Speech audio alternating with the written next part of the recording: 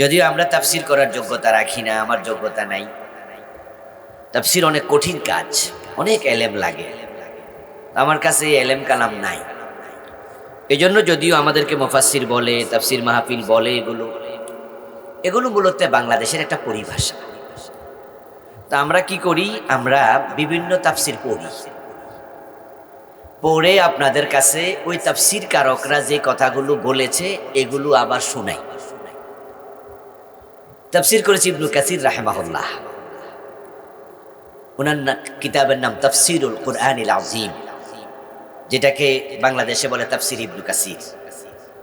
তাফসির করেছেন জালালাইন, তাফসিরে জালালাইন প্রণেতা জালালউদ্দিন সৈয়দী, জালালউদ্দিন মাহল্লী রাহিমাহুল্লাহ। তাফসির করেছেন কুরতুবী, তাফসির করেছেন তাবারি, তাফসির করেছেন সাহেব কাশাফ, তাফসির করেছেন সাহেব বাইজাবি। এই যে ইমাম বাইজাবি, ইমাম কাশাফ, তাদের তাফসির আমরা পড়েছি আলহামদুলিল্লাহ। 15-20টার উপরে হয়তো তাফসির পড়েছি, আল্লাহ তাআলা পড়ার সুযোগ দিছে। তো তাদের এই কথাগুলো আপনাদেরকে শোনাই। এই কথাগুলো তাদের না, আল্লাহর কোরআনের কথা, ঠিক নয় কি? আমরা যা বলবো আল্লাহর কোরআন থেকে বলবো, কারণ কোরআন হচ্ছে হেদায়াতের একমাত্র কিতাব। আমরা যারাই জান্নাতের পথ চিনতে চাই, জান্নাতে যেতে চাই, কোরআনের বাহিরে চলার কোনো সুযোগ নাই। যদি কোনো মানুষ কোরআনের বাহিরে চলে, কোরআনের কথার আউটে চলে যায়, সে জান্নাত থেকে দূরে সরে যায়। সোজা কথা। কোরআন যদি না আসতো, নবীজি যদি না আসতেন, আমরা জান্নাতের পথ খুঁজে পেতাম না। কারণ আমরা তো জানি কম, আমাদের এলেম কালাম নাই, বুঝও কম, আল্লাহ এলেম দিছে কম। আল্লাহ কোরআনে বলছে মা উতিতুম মিনাল ইলম ইল্লা কালিলা, দুনিয়ার মানুষ তোমাদেরকে এলেম দেয়া হয় নাই, তবে দেয়া হয়েছে বড়ই সামান্য। কে বলেছেন এটা? তো আল্লাহ যদি এলেম না দেয়, সামান্য দেয়, আমরা যদি কেউ যদি আমি খুব জানি, আমরা ঠিক হইব? এটা যদি মিশা কথা হইব। যিনি দাতা তিনি কয় দিছি সামান্য, আর আপনি ফাইয়া যদি কন না আমি বেশি পাইছি, তো দাইন না কয় দিছি কম, এটা হইল? আসলে আমরা মানুষ, আমরা জানি কম। এই জন্য দেখা যায় যে বাড়ি থেকে 20-50 কিলো 100 কিলো গেলে পূর্ব পশ্চিমও চিনি না, এত কম বুঝি। বাংলাদেশের বিভিন্ন জায়গায় যাইয়া দক্ষিণ দিকে ফিরেও নামাজ পড়ছি, উত্তর দিকেও পড়ছি, পূর্ব দিকেও পড়ছি, আর পশ্চিম দিকে তো প্রতিদিনই পড়ব। কারণ বিভিন্ন জায়গায় গেলে বাড়িতে নামাজ পড়ি, তো অনেক জায়গায় জামাত শেষ, আমরা গেছি রাতে 8:30 বাজে, তো এখন বাড়িওয়ালারা বলবে নামাজ পড়বো, বিছনা বিছাই দেন, বাড়িওয়ালা দক্ষিণ দিকে বিছাই দিচ্ছে। তো বলি ভাই পশ্চিম কোনটা? কয় হুজুর এটা। এটা দক্ষিণ। কয় না হুজুর আপনি জানেন না। ভাই আমি না জানলে আমার দাওয়াত দিচ্ছেন কেন? আমারও কইতেছে এটা যে পশ্চিম আপনি বোঝেন না, এটাই পশ্চিম, এটা দক্ষিণ না। আমি কইতেছি এটা দক্ষিণ। আমার ড্রাইভারের কই কি হয়েছে? ড্রাইভারের কয় না হুজুর এটা উত্তর। লাগছি না আরো ফেস। ড্রাইভার কয় একটা, আমি কই আর একটা, বাড়িওয়ালা কয় আর একটা। আচ্ছা এই জাতীয় ফেস কি আপনাদের লাগে না? হাটহাজারী মাদ্রাসার হুজুর, বড় হুজুরের লাগে না, সসিনার পিসাবের লাগে না। হ্যাঁ, সব মানুষের লাগে, কারণ মানুষের এলেম কম। এটাই তার প্রমাণ যে আমরা পূর্ব পশ্চিম। এরপরও তো একটু শিক্ষা যে অহংকার দেখায় মানুষ, অনেকে তো আছে বাবা রে বাবা একটু শিক্ষিত হইতে পারলে এ কারোর মানুষই মনে করে। ঢাকা বিশ্ববিদ্যালয়ের শিক্ষকতা চাকরি পাইছে, এখন তো আর হে মাটিতে ফাই পড়ে ভাই, বড় হুজুর অমক কাফের তমক কাফের, এমন কিছু হুজুর আছে না? দেখবেন যে ফেসবুক খুললে হেরা জ্বালায়, ও আর শুনতে মন চায় না, সবার কাফের বানাই দিতেছে। অমক কি বোঝে, তমক কি বোঝে, সব আপনি বোঝেন।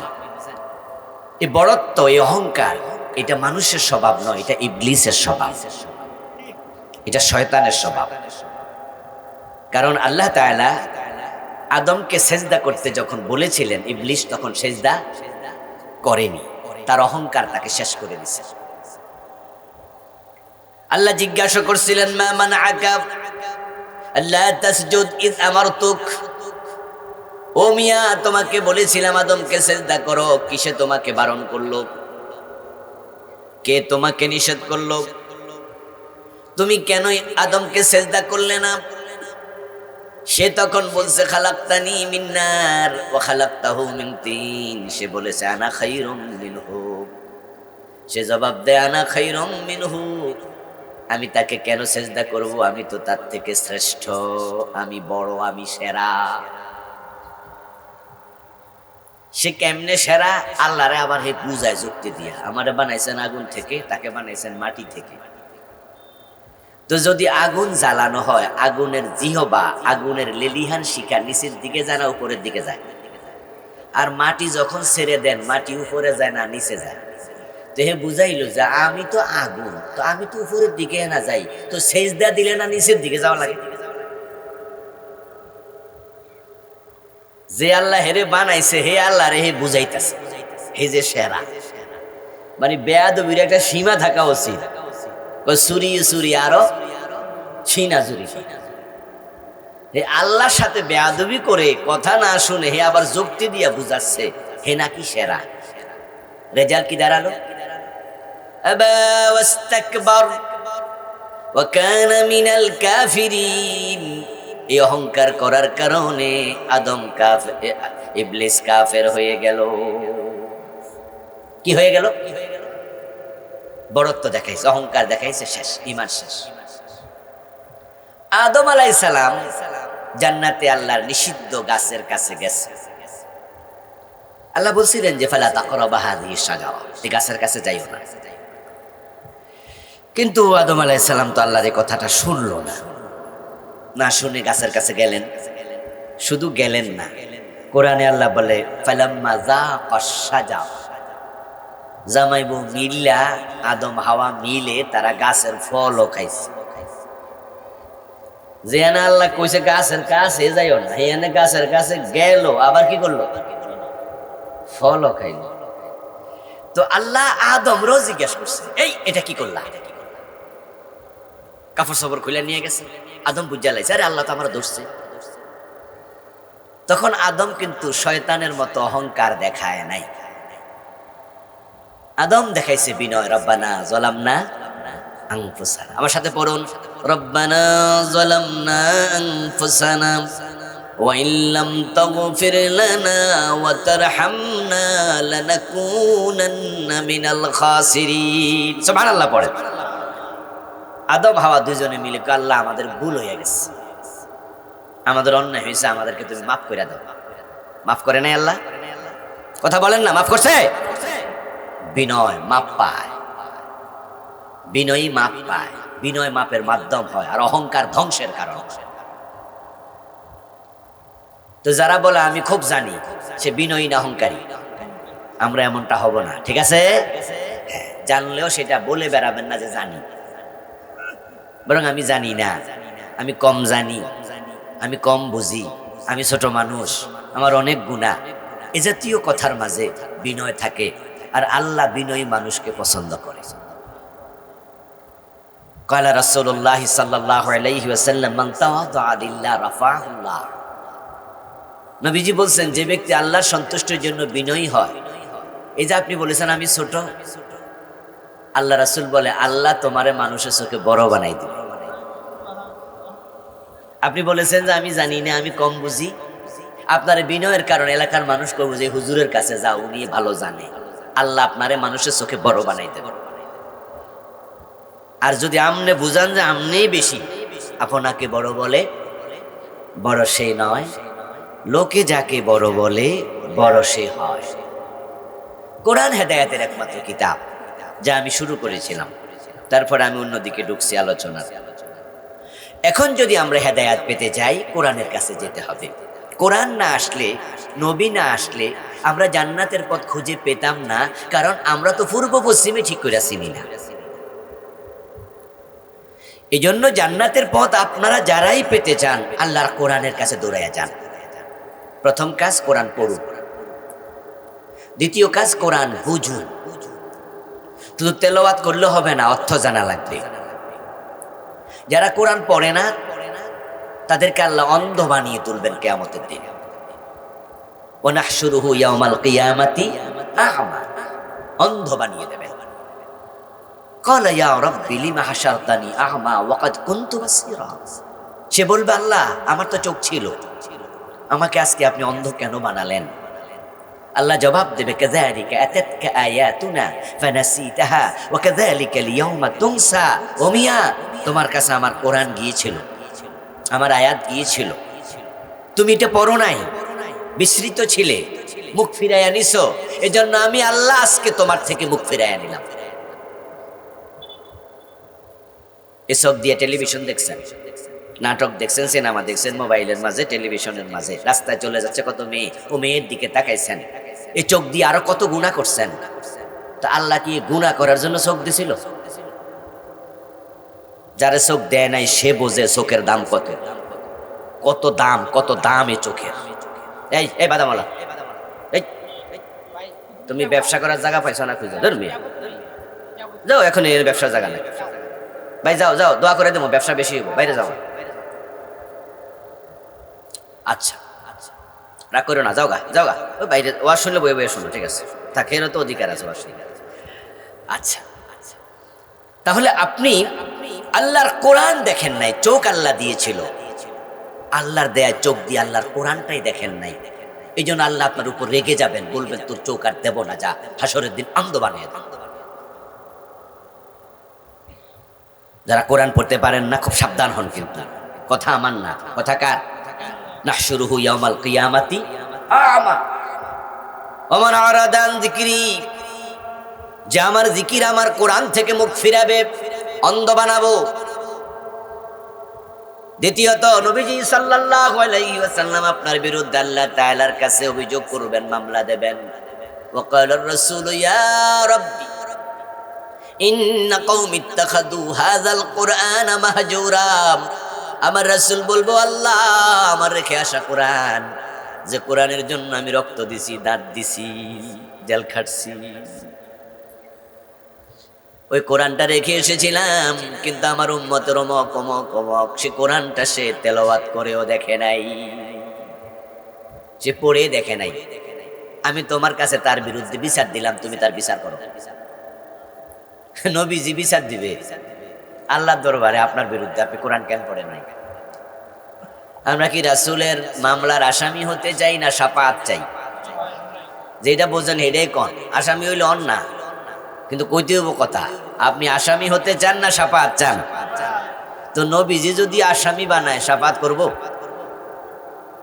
এই জন্য হেদায়াত চান, কোরআন পড়েন, একজনও বাদ যাবেন না, সিদ্ধান্ত নিয়ে বাড়ি যাবেন যে আমি কোরআন পড়ব। কোরআন সহজ কিতাব, 1 মাস 2 মাস পড়েন, দেখবেন যে হয়ে যাবে ইনশাআল্লাহ। লাগুক না 6 মাস, লাগুক না 1 বছর, পড়তে থাকেন না, অসুবিধা আছে? কোরআনের ছাত্রত্ব বয়স বাইরে গেলে কি ক্যান্সেল হয়? না, আপনি ইলম শিখেন দোলনা থেকে কবর পর্যন্ত।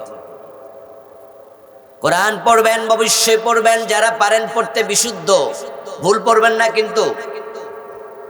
কোরআন ভুল পড়া হারাম, কোরআন শিখা ফরজ, বিশুদ্ধ তেলাওয়াত করাও ফরজ। রুব্বা কারিইন লিল কুরআনি ওয়াল কুরআনু ইয়ালআনুহু। কোরআনের এমন অনেক পাঠক আছে যারা কোরআন পড়লে কোরআন উল্টা তাদেরকে লানত করে, বদদোয়া দেয়। কারো জবরের জায়গায় জের পড়তেছে, হায়ের জায়গায় হা পড়তেছে, কাফের জায়গায় কাপ পড়তেছে, সিনের জায়গায় সিন পড়তেছে, সেপাস জানে না, মাখরাজ জানে না, উল্টা পাল্টা পড়ার কারণে কোরআনের অর্থের মাঝে পরিবর্তন হয়ে যায়। এজন্য ভুল কিন্তু পড়া যাবে না। ওয়ারাত্তিলিল কুরআনা তারতিলা, কোরআন পড়া যেমন ফরজ, বিশুদ্ধ ফরজ। এজন্য বিশুদ্ধ পড়বেন। বিশুদ্ধ হয়েছে কিনা কেমনে বুঝবেন? একজন ভালো আলেমকে, হাফেজ সাহেবকে শোনাবেন, দু পৃষ্ঠা পড়ে শোনান, উনি যদি বলে যে না মাশাআল্লাহ আপনার তেলাওয়াত ভালো, যেটা আপনি পারেন সেটা না, কোরআন শরীফের মাঝখান দিয়ে শোনান, একবারে মাঝখান। হুজুর আমি হেনতে পড়ি, একটু শোনেন তো। তাহলে হুজুর যদি কয় যে না মাশাআল্লাহ, আবার কোন হুজুর? যে হুজুর নিজে ভালো করে পারে না, হে হুজুর না, হাফেজ, ভালো কারি হাফেজ, এমন কাউকে শোনাবেন। তাহলে হয়ে গেল মাশাআল্লাহ, একটা কাজ হয়ে গেল, কমপক্ষে মামলার আসামি হবেন না, একটুকু গেলেন সামনে। দ্বিতীয় হলো অর্থ বোঝা, কোরআনের অর্থ বুঝবেন। যারা শুধু কোরআন পড়ে অর্থ বোঝে না, রাসূল আল্লাহ তাআলা কোরআনে ওদেরকে উদাহরণ দিছে গাধার সাথে, কামাসালিল হিমার ইয়াহমিলু আসফার।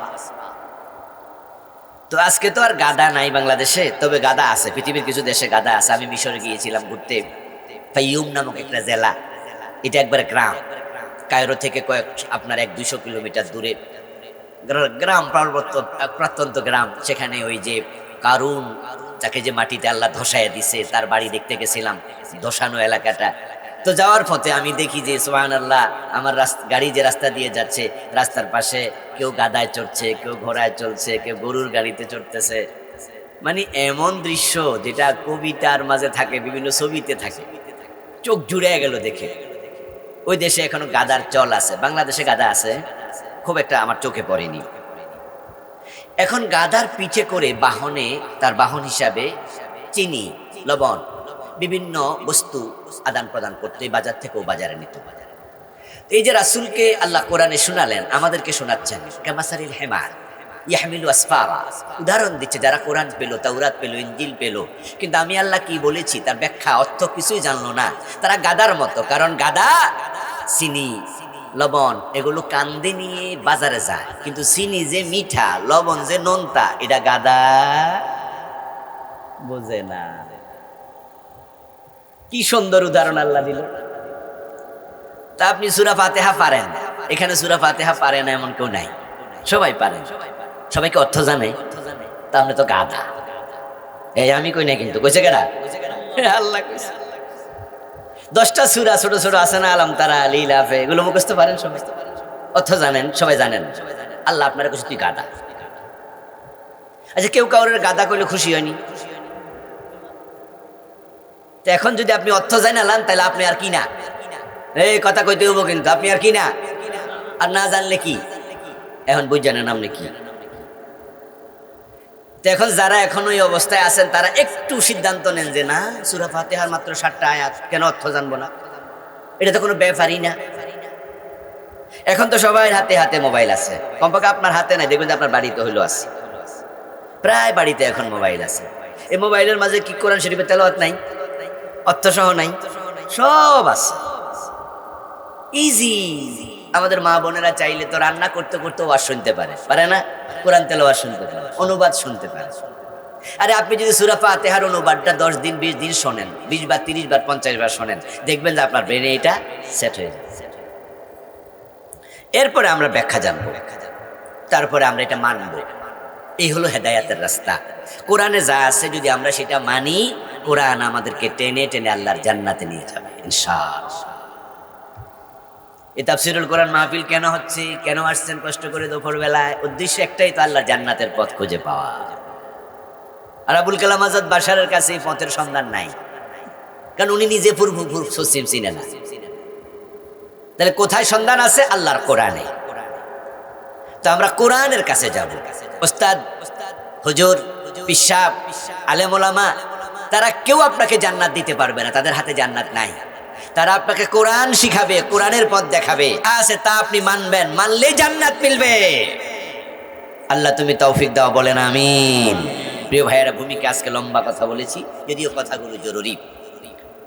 আমি আপনাদের সম্মুখে পবিত্র কোরআন মাজিদ থেকে সূরা আল ইসরার 23 এবং 24 আয়াত পড়েছি। চলুন সেখানে ফিরে যাই।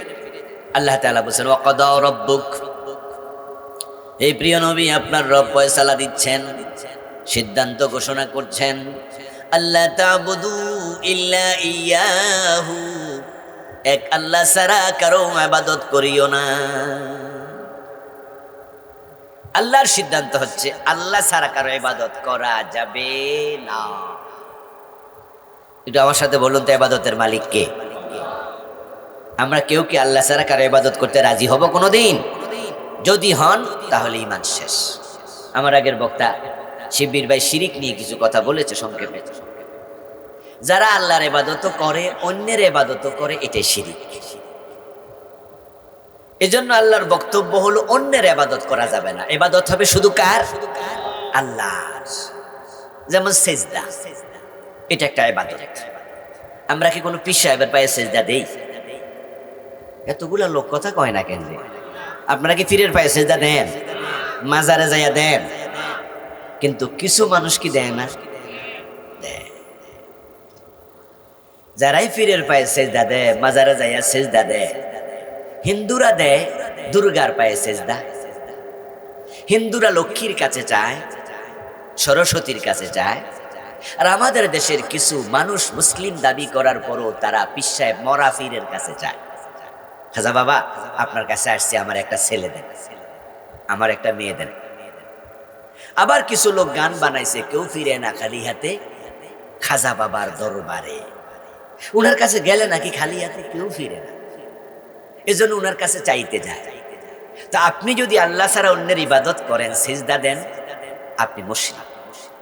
আপনি আল্লাহ ছাড়া কোনো মরা পীরের কাছে ছেলে মেয়ে চান, আপনি কি? মুশরিক। ইবাদত শুধু আল্লাহর জন্য, এটা হলো আল্লাহর ঘোষণা, আমার তেলাওয়াতকৃত আয়াতের প্রথম মেসেজ। এখন ইবাদত কি? এই যে ইবাদত আল্লাহ ছাড়া কারো হবে না, তো ইবাদতটা কি? শুধুই কি নামাজ রোজার নাম ইবাদত? না। নামাজ যদি ইবাদত হতো তাহলে সূর্য ওঠার সময় নামাজ পড়া জায়েজ না হারাম? সূর্য ওঠার সময় নামাজ পড়লে সওয়াব হয় না গুনাহ হয়? রোজার নাম যদি ইবাদত হতো, ঈদের দিন রোজা রাখা জায়েজ না নিষেধ? ঈদের দিন রোজা রাখলে সওয়াব হয় না গুনাহ হয়? তো তাহলে ইবাদত কেমনে হলো নামাজ? ইবাদত তো ভালো কাম, তো সূর্য ওঠার সময় নামাজ পড়লে গুনাহ হবে কেন? রোজা তো ভালো জিনিস, এটা ইবাদত, তো ঈদের দিন রোজা রাখলে গুনাহ হবে কেন? উত্তর হলো, আমার রাসূল বলছে সূর্য ওঠার সময় নামাজ পড়িও না, ঈদের দিন রোজা রাখিও না। তাই উনাদের কথার বাহিরে গেলে ইবাদত হয় না। যখন নামাজ পড়তে বলেছেন তখন পড়া ইবাদত, যখন পড়তে নিষেধ করেছেন তখন না পড়া ইবাদত। রোজা যখন রাখতে বলেছে তখন রাখা ইবাদত, রোজা যখন রাখতে নিষেধ করছে তখন না রাখা ইবাদত। তাহলে রোজা নামাজ ইবাদতের নাম নয়, আল্লাহ এবং রাসূলের হুকুমের নাম ইবাদত। বাংলাদেশের লোকেরা ইবাদত কমই বোঝে, অধিকাংশই বোঝে না, কারণ শিখে না তো, পড়ে না তো। এই যে আমাদের দেশে 92% মুসলমান কোরআন শরীফ পড়তে পারে কয় পার্সেন্ট? বিশুদ্ধ পারে কয় পার্সেন্ট? অর্থ জানে কত পার্সেন্ট? ব্যাখ্যা জানে কত পার্সেন্ট? 10%ও পাবে না। সবাই নামে মুসলমান। আমি এমন লোকও পাইছি যে একামতি জানে না, কালেমাও জানে না ভালো। কদিন আগে একটা ভিডিও দেখলাম, সাক্ষাৎকার নিচ্ছে যে আমাদের নবীজির নাম কি। এক মুরব্বী টাইপের লোককে জিজ্ঞাসা করতেছে, মুরব্বী কয় যে আমাদের নবীজির নাম নবী সাহেব। কি উত্তর দিছে? এই কথা কয় না, কিশোরগঞ্জের লোকেরা চুপ করে আছে কেন? কি উত্তর দিছে? নবীজির নাম হে জানে, জিজ্ঞাসা নাম জানে, নবীর নাম জানে, কয় জানি। কি নাম? নবী সাহেব। আমি আশ্চর্য হলাম যে লোকটা বুড়ো হয়ে গেছে, নবীজির নামটা পর্যন্ত মুহাম্মাদুর রাসূলুল্লাহ এই শব্দটা সে হয়তো জানে, কিন্তু হে মনে রাখে না, গাগা মাথা নাই। এই গত সপ্তাহের একটা কাহিনী শুনাই। এই 8-10 দিন 15 দিনের ভিতরেই, ঠিক ডেট আমি ডায়েরি দেখলে বলতে পারবো, উত্তরবঙ্গে এক মাস 3 দিনের সফরে গেছে। তো আমার ড্রাইভারকে নিয়ে নেই, বিমানে চলে গেছি, সৈয়দপুর বিমানবন্দরে নেমে একটা গাড়ি নিয়েছি 3 দিনের জন্য। তো ড্রাইভারকে সাথে নিয়ে রওনা দিলাম। সকালবেলা নেমে জোহরের নামাজের সময় হলো, পথে থামলাম, থেমে বললাম যে অজু করো। অজু করলো আমার সাথে, আমি অজু করলাম, আমরা 2জন মানুষই গাড়িতে। তো অজু করে নামাজে দাঁড়ালাম, পাশে লইয়া বললাম যে কামত দাও। কয় হুজুর কামত পারি না। চিন্তা করছেন আপনি? পরে আমি কামত দিলাম, নামাজ পড়লাম। আশ্চর্য হলাম যে মুসলমানের সন্তান, বয়স তার 22 থেকে 25 বছর হবে, এখনো একামতটা শিখে নাই। আর কোরআন তো আরো পরে, আরো তিক্ত অভিজ্ঞতা আছে, জাস্ট বোঝার জন্য বলছি। Example is the better then advice. এই যে লোকেরা দাঁড়ায় আছে পিছনে, এখন কি হবে বলেন তো? এই যে আপনাদের কিন্তু জায়গা আছে, হ্যাঁ, এই জন্য শুরুতে কইছিলাম, কিন্তু একটু প্লিজ আপনারা আগান, এই যুবক ভাই আগাও, আগাও, ছোট ভাই আগাও, মুরব্বী আগান বাবা। ওই যে ওরা বসতে পারবে, রোদ আসতেছে তো ওরা বসবে কেমনে? আগান না সবাই, একটু নাড়াচাড়া দেন। জিকির করুন লা ইলাহা ইল্লাল্লাহ। সবাই প্লিজ, আমরা কোনো জায়গা ফাঁকা রাখবো না, এই কোনায় ফাঁকা আছে, হ্যাঁ, এদিকে আপনারা একটু আগান আগান। আর ভলান্টিয়ার ভাই 2-4 জন যান, ওই কোনা দিয়ে ঢুকাই দেন আস্তে আস্তে করে যারা আসবে। জিকির করুন লা ইলাহা ইল্লাল্লাহ।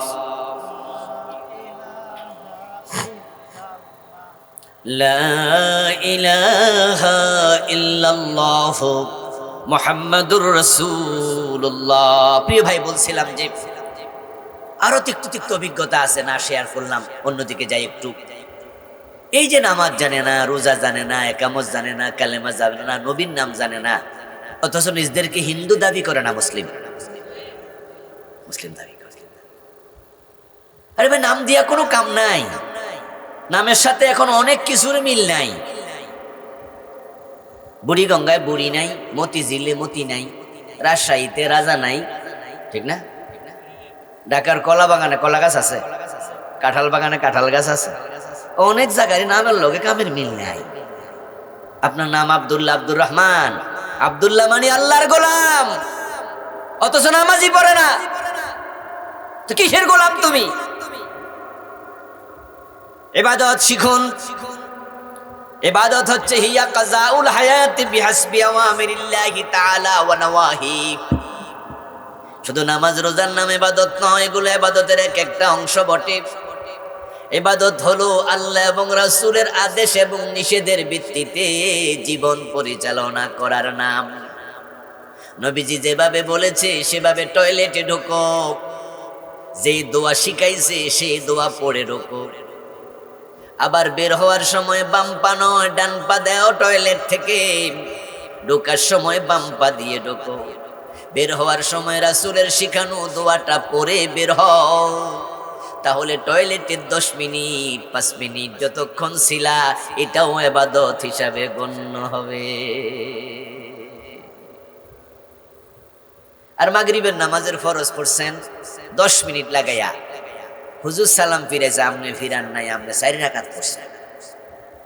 হুজুর পড়ছে মাগরিবের কয় রাকাত? কথা কন কয় রাকাত?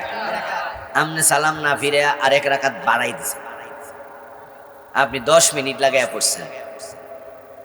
এখন বলুন তো, যে মাগরিব 4 রাকাত পড়ছে, নামাজ হইছে না বাদ? 10 মিনিট কোনো কামে লাগছে?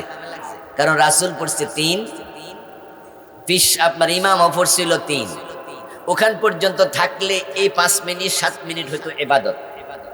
কিন্তু যখনই আপনি সীমার বাহিরে চলে যায়, মন গড়া আর 1 রাকাত বাড়াই দিছেন, আগে 3ও শেষ, আমও নাই, সালা শুদ্ধ শেষ। এই নামাজও ইবাদত নাই। নবীজির সিস্টেম মতো টয়লেটে ঢুকলো ইবাদত হয়, সিস্টেমের বাহিরে গেলে নামাজও ইবাদত না। মা তাকুমুর রাসূলু ফাখুযুহু ওয়া মা নাহাকুম আনহু ফান্তাহু। আল্লাহ কোরআনে বলেন, আমার রাসূল জানিয়ে এসেছেন ধরো, যা ছাড়তে বলেছেন ছাড়ো। নবীজি যা করতে বলেছেন করো, যা ছাড়তে বলেছেন ছাড়ো, তাহলে পুরা জীবন ইবাদত হয়ে যাবে। আমার রাসূল যেমনে খাইছে তেমনে খাওয়া ইবাদত। হাত্তাল লুকমাতাল্লাতী ফি ইমরাতিক, তুমি খাবে ডান হাতে বিসমিল্লাহ বলে খাবে, কাছ থেকে খাবে, অপচয় না করে খাবে, হালাল খাবার খাবে, তোমার স্ত্রীকে খাওয়াবে, প্রতি লোকমা সাদাকার সওয়াব পাবে। শুধুমাত্র গরিবকে টাকা দিলে, খাদ্য দিলে সাদাকা হয় না, নিজে ছেলে মেয়েরে খাওয়াইলেও সাদাকা হয়। সুন্নাহ তরিকা মেনে নিজে খাইলেও সওয়াব হয়, নিজে খাইলেও সাদাকা হয়। ইবাদত তো আল্লাহ না দেবে, আল্লাহ না সওয়াব দেবে? আল্লাহর কাছে সওয়াবের অভাব আছে? নবীজির সিস্টেম ফলো করে ঘুমাই থাকলে 6 ঘন্টা ঘুম, এটাও ইবাদত। এখন নবীজি যেভাবে মদিনা নামক রাষ্ট্র চালাইছে, ওইভাবে রাজনীতি কইরা দেশ চালালে এটা কি ইবাদত হবে না? আমার রাসূল যা করছে সবই তো ইবাদত। যেটা ছাড়তে বলছে ওইটা ছাড়া ইবাদত। বিয়ের আগে কোনো মেয়ের সাথে কথা বললেন, এখন পোলাপান তো এসব করে, প্রেম করে। প্রেম না, এটা হচ্ছে অশ্লীলতা, বেহায়াপনা। এই যে কথা বলছে হারাম, ওর গায়ে ধরলে হারাম, কিন্তু বিয়ের পরে স্ত্রীর সাথে মুসাফা করো, হাত ধরো, আঙ্গুলে চিপা দিয়ে আল্লাহ গুনাহ ঝরাইয়া দেবে। তার সাথে কথা বললে আল্লাহ নেক লিখে দেবে। কারণ নবীজি বিয়ে করে নাই, কথা বলে না, হ্যাঁ ওয়া কর না কেন? রাসূল বিয়ে করেন নাই, তুমিও বিয়ে করো, এটা সুন্নাহ। রাসূল স্ত্রীর সাথে গল্প করেছে, তুমিও করো, সুন্নাহ। তো নবীজি দেশ চালাইছে কোরআন দিয়া, 54 বছর বাংলাদেশ আল্লাহর কোরআন দিয়ে চলছে, একদিন চলছে? তাহলে আমরা রাসূলের সিস্টেমের বাহিরে চলে গেলাম। যে মানুষেরা কোরআন দিয়ে দেশ চালাতে বলে, তাহলে বোঝা গেল তারা ইবাদতের ভিতরে আছে। আর যারা আল্লাহর কোরআন দিয়ে দেশ চালাতে বলে না, তাদের এই কাজটা ইবাদত না। তারা মিছিল করে, হেরাও মিছিল করে, তারা ভোট চায়, হেরাও ভোট চায়, তারা ভোট দেয়, হেরাও ভোট দেয়। তাদের ভোট ইবাদত, তাদের মিছিল ইবাদত, তাদের সময় ইবাদত। কারণ তারা চিন্তা করছে যে এই সিস্টেমে আমরা সংসদে ঢুকে আল্লাহর কোরআনের আইন সমাজে জারি করে দেব। কোরআনে আছে চোর ধরলে হাত কেটে দাও। আমরা তো এখানে কয়েক হাজার লোক আছি, এটা আমরা চাইলে চোরের হাত কাটতে পারবো? এটা ফৌজদারি আইন। আর ফৌজদারি আইন ব্যক্তি প্রয়োগ করবে না, এটা রাষ্ট্রের কাজ। এই জন্য রাষ্ট্র ইসলামী হওয়া লাগে। এখানে আমরা যদি 50,000 লোক থাকি, 1 লাখ লোক থাকি, আমরা বললে আইন হবে না। কিন্তু সংসদ ভবনে 151 জন এমপি যদি বলে হ্যাঁ, তাদের হ্যাঁও আইন, না কইলে নাও আইন। এই জন্য দেখবেন যে স্পিকার কি কয়, হ্যাঁ বিজয়ী হয়েছে, হ্যাঁ বিজয়ী হয়েছে, বলেনি? মনে হয়েছে যে না বিজয়ী হয়েছে, না বিজয়ী হয়েছে। আরে এই হায়ের নামও আইন, না এর নামও আইন। জাগা মতো তেলে ফোটা দিল চলে, আর আ জাগায় রামে দিল। আমরা ইসলামের বিপক্ষে কেটে আছি, সবাই পক্ষে। তবে যেখানে পক্ষে দিলে আইন হয়, হে আনের অনেকে আর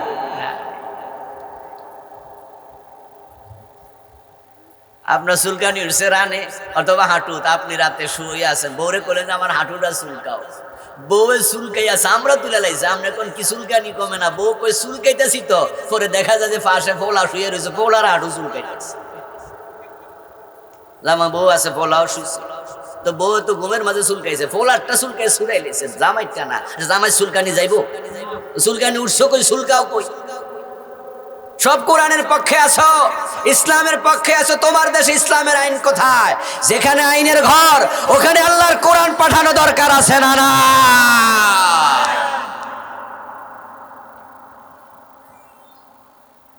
ওয়াকাদা রাব্বুকা আল্লা তা'বুদু ইল্লা ইয়্যাহ। রবের ফয়সালা ইবাদত শুধু আল্লাহর হবে, আর কারো হবে না। ইবাদত যদি আইনের নাম হয়, হুকুমের নাম হয়, তো সুদ খাওয়া যাবে না এমন হুকুম কি আল্লাহর নাই? অথচ কত মানুষ বাংলাদেশে আছে, নামাজও পড়ে সুদও খায়। আপনি ইবাদত বোঝেন নাই। ইবাদত দুটি জিনিসের সমন্বয়, একটা হলো করণীয় আর একটা বর্জনীয়। দুটির সমন্বয় ইবাদত। যেমন নামাজের মাঝেও করণীয় বর্জনীয় আছে। আপনি যখন তাকবীরে তাহরিমা পড়লেন, এখন আপনার জন্য করণীয় হলো এবার তুমি সানা পড়ো, সানার পরে সূরা ফাতিহা পড়ো, সূরা ফাতিহার পরে একটা কেরাত সূরা মিলাও, তারপরে রুকু করো। এই যে করণীয় চলছে, এর মাঝে বর্জনীয় আছে। তাকবীরে তাহরিমা দেওয়ার পরে কেউ জিজ্ঞাসা করলো, আর কথা কওয়া যাবে না। আপনি নামাজ আল্লাহু আকবার, একজন এসে আপনি যে নামাজে বেটা খেয়াল করে নাই, অথবা খেয়াল করলো বেটা বোঝা না, অথবা আপনার ফোলা ছোট্ট, হে নামাজের পাশে খারাপ, আব্বা বাজারে যাইবা না? আপনি করলেন যে নামাজে খারাই, হ্যাঁ যাবো, খারা নামাজটা শেষ করি, নামাজ হইব। করণীয় হলো তাকবীর দেওয়ার পরে সানা পড়ো, সানার পরে সূরা ফাতিহা পড়ো, সূরা ফাতিহার পরে এবার সূরা মিলাও, এবার রুকু করো। বর্জনীয় হলো এই তাকবীরের পর আর কোনো কথা বলা। তো আপনি নামাজও খারাইছেন, আবার কথাও কইছেন, নামাজ হইব নি? Yes, this is conception of Islam. ইসলামের বুঝটা লাগবে ভাই। একদিনের মাহফিলে এসে সব এলেম দেয়া যাবে না একসাথে। ইসলাম বুঝাইতে নবীজিরও 23 বছর লাগছে। কোরআন নাজিল হয়েছে কত বছর? ইয়েস, আল্লাহ ধীরে ধীরে বুঝাইছে, 23 বছর লাগছে। আমরা 2-4 দিনে পারবো না, কিন্তু কনসেপ্টটা দিব, কনসেপ্টটা নেন। আপনি নামাজে খারাইছেন, ঠিক আছে, তো কথা কইলেন কেন? ওটা মানলেন না কেন? নামাজটা তো বাতিল করে দিলেন। ফজরের নামাজে আপনি গেছেন, ফজরের নামাজের কেরাত একটু লম্বা হয় না? হ্যাঁ, না কয় না কেন লোকেরা, কয় না কেন, কর না, নামাজে তো যায় না, কেমনে জানবো? আর যারা যায় তারা বলেন ফজরের নামাজে জানতো কেরাত একটু লম্বা হয় না? আচ্ছা, হুজুর জন কেরাত পরে মুসল্লির কামটা কি? চুপ করে থামতো, খারাই থামতো। আপনি মনে করলেন যে খিলিফান খাইলেই, আপনার পকেটে ফান আছে, অনেকে তো ফান ছাড়া চলেই না, আছে না? ওরে বাবা রে বাবা, দাঁত লাল করে খাইয়া কেন যে খায় আমি জানি না। পান আর বিড়িতে কোনো স্বাদ আছে এটা আমি জানি না। আপনারা এটা শিখিয়েন, পান খায় দাঁত নষ্ট করেন না অযথা, দাঁতগুলো কালো হয়ে যায়, অসুন্দর হয়ে যায়। এর মাঝে কি লাভ আপনার? আর বিড়ি তো খাওয়া যাবেই না, পান খাওয়া না যায় না, কিন্তু আবার ফতুয়া উল্টা পুল্টা বুঝিয়েন না, নিরুৎসাহিত করলাম। কারণ চুন নামে একটা জিনিস আছে না, এটা কিন্তু দেহের জন্য ক্ষতিকর। আর যদি সাথে জর্দা খান তাহলে তো সারছে কাম। জর্দা তো ক্যান্সার পর্যন্ত হয়ে যায়, এটা ছেড়ে দিবেন। আল্লাহ তুমি তৌফিক দাও, বলেন আমিন। কারণ হুজুররা আমার বিরুদ্ধে চলে যাবে। সিলেটে গেলে দেখা যায় যে বাচ্চারাও পান খায়, ছোট ছোট বাচ্চা, 10 বছরের বাচ্চা দেখি দাঁত কি রে, দাঁত কি তরমুজের বিচি। 7-8 বছর থেকে পান খাওয়া শুরু করে দিয়েছে। আর বিড়ি তো চিটাঙে গেলে অনেক মসজিদের ইমামও বিড়ি টান। চট্টগ্রাম অঞ্চলে আমার এক ওস্তাদ ছিল, মারা গেছে, আল্লাহ জান্নাত নসিব করে, বলেন আমিন। তো আমার লোকজন বলতেছে, ওই হুজুরে কিন্তু বিড়ি খায়, অনেক বড় আলেম, যাইয়ে দা আলেম। তো আমি বলি কি রে কস? কয় যে হাটাজারি পড়ছে, চিটাঙে ছিল অনেকদিন, এই জন্য ওখানকার কিছু বাতাসে পাইছে। সবাই খায় না চিটাঙের, হাটাজারি ছাত্ররা তো খাই না, কিন্তু হুজুর আবার হাটাজারি চিটাঙে থাকতো। আমি বিশ্বাস করছি না, আমি বললাম যে না বেটা, হুজুর বিড়ি খায়, হুজুরের মুখে কোনো গন্ধ তো পাই না, আবার বুঝি না। একদিন বসে আছি, হুজুর পুকুরের পাশ দিয়ে হেঁটে আসতেছে, একজন আমার দেখেন দেখেন দেখেন টানতেছে। আমি দেখি ঠিকই তো হুজুর আস্তে আস্তে করে টানতেছে। বিড়ি পান অপ্রয়োজনীয় জিনিস। কোন প্রসঙ্গে জানি বলতেছিলাম? ও পান, ফজরের নামাজ। পানটা হেঁটে তাই ছিল নাকি? পান কিন্তু হারাম না, পানটা হালাল, নিজের টাকা দিয়ে কিনছেন। তো মসজিদে গেছেন, লম্বা কেরাত, সূরা আর রহমান শুরু করছে হুজুরে। তো আপনি মনে মনে ভাবছেন যে 5 মিনিটের আগে প্রথম রাকাত শেষ, একিল খাইয়া লাই, কাম যেহেতু নাই, তো কানে শুনমু, দাঁতে চাবামু, যায় যাব, নামাজ হবে, এটা বর্জনীয়।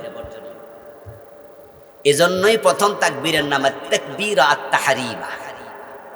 তাকবীর ওয়াত তাহরীম এমন তাকবীর যে তাকবীর কিছু কাজকে হারাম বানায়া দেয়, এজন্য এটার নাম তাকবীরে তাহরীমা। এই তাকবীর দেওয়ার পর কথা বলা চলে না, এই তাকবীর দেওয়ার পর খাবার দাবার চলে না। তা আপনি নামাজও আছেন, পানও খাইছেন, নামাজও খারাইছেন, ফলার লোক কথাও কইছেন, আপনার নামাজটা আছে না গেছে? ইবাদত দুটি জিনিসের সমন্বয়, কিছু করো কিছু ছাড়ো। নামাজও পড়ে, সুদও খায়, ইবাদত শেষ। নামাজও পড়ে, গোশও খায়, তবে প্রতি লোকমা সাদাকার সওয়াব পাবে। শুধুমাত্র গরিবকে টাকা দিলে, খাদ্য দিলে সাদাকা হয় না, নিজে ছেলে মেয়েরে খাওয়াইলেও সাদাকা হয়। সুন্নাহ তরিকা মেনে নিজে খাইলেও সওয়াব হয়, নিজে খাইলেও সাদাকা। ইবাদত তো আল্লাহ না দেবে, আল্লাহ না সওয়াব দেবে? আল্লাহর কাছে সওয়াবের অভাব আছে? নবীজির সিস্টেম ফলো করে ঘুমায় থাকলে 6 ঘন্টা ঘুম, এটাও ইবাদত। এখন নবীজি যেভাবে মদিনা নামক রাষ্ট্র চালাইছে, ওইভাবে রাজনীতি কইরা দেশ চালালে এটা কি ইবাদত হবে না? আমার রাসূল যা করছে সবই তো ইবাদত। যেটা ছাড়তে বলছে ওইটা ছাড়া ইবাদত। বিয়ের আগে কোনো মেয়ের সাথে কথা বললেন, এখন পোলাপান তো এসব করে, প্রেম করে। প্রেম না, এটা হচ্ছে অশ্লীলতা, বেহায়াপনা। এই যে কথা বলছে হারাম, ওর গায়ে ধরলে হারাম, কিন্তু বিয়ের পরে স্ত্রীর সাথে মুসাফা করো, হাত ধরো, আঙ্গুলে চিপা দিয়ে আল্লাহ গুনাহ ঝরাইয়া দেয়। তার সাথে কথা বললে আল্লাহ নেক লিখে দেবে। কারণ নবীজি বিয়ে করে নাই, কথা বলে না, হ্যাঁ ওহা কর না কেন? রাসূল বিয়ে করেন নাই, তুমিও বিয়ে করো, এটা সুন্নাহ। রাসূল স্ত্রীর সাথে গল্প করেছে, তুমিও করো, সুন্নাহ। তো নবীজি দেশ চালাইছে কোরআন দিয়া। 54 বছর বাংলাদেশ আল্লাহর কোরআন দিয়ে চলছে, একদিন চলছে? তাহলে আমরা রাসূলের সিস্টেমের বাহিরে চলে গেলাম। যে মানুষেরা কোরআন দিয়ে দেশ চালাতে বলে, তাহলে বোঝা গেল তারা ইবাদতের ভিতরে আছে। আর যারা আল্লাহর কোরআন দিয়ে দেশ চালাতে বলে না, তাদের এই কাজটা ইবাদত না। তারা মিছিল করে, এরাও মিছিল করে। তারা ভোট চায়, হেরাও ভোট চায়। তারা ভোট দেয়, হেরাও ভোট দেয়। তাদের ভোট এবাদত, তাদের মিছিল এবাদত, তাদের এই সময় এবাদত। কারণ তারা চিন্তা করছে যে এই সিস্টেমে আমরা সংসদে ঢুকে আল্লাহর কোরআনের আইন সমাজে জারি করে দেব। কোরআনে আছে চোর ধরলে হাত কেটে দাও। আমরা তো এখানে কয়েক হাজার লোক আছি, এটা আমরা চাইলে চোরের হাত কাটতে পারবো? এটা ফৌজদারি আইন। আর ফৌজদারি আইন ব্যক্তি প্রয়োগ করবে না, এটা রাষ্ট্রের কাজ। এই জন্য রাষ্ট্র ইসলামী হওয়া লাগে। এখানে আমরা যদি 50,000 লোক থাকি, 1 লাখ লোক থাকি, আমরা বললে আইন হবে না। কিন্তু সংসদ ভবনে 151 জন এমপি যদি বলে হ্যাঁ, তাদের হ্যাঁও আইন, না কইলে নাও আইন। এই জন্য দেখবেন যে স্পিকার কি কয়, হ্যাঁ বিজয়ী হয়েছে, হ্যাঁ বিজয়ী হয়েছে, বলেনি মনে হয়েছে যে না বিজয়ী হয়েছে, না বিজয়ী হয়েছে। আরে এই হায়ের নামও আইন, না এর নামও আইন। জাগা মতো তেলে ফোটা দিল চলে, আর আ জাগায় রামে দিল। আমরা ইসলামের বিপক্ষে কেটে আছি, সবাই পক্ষে। তবে যেখানে পক্ষে দিলে আইন হয়, হে আনের অনেকে আর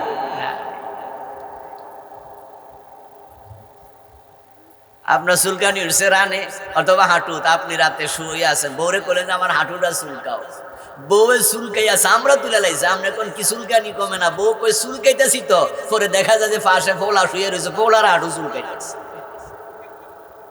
জামা বউ আছে, ফোলাও শুয়েছে, তো বউ তো ঘুমের মাঝে চুলকাইছে, ফোলারটা চুলকাই ছুড়াই লেছে, জামাইটা না।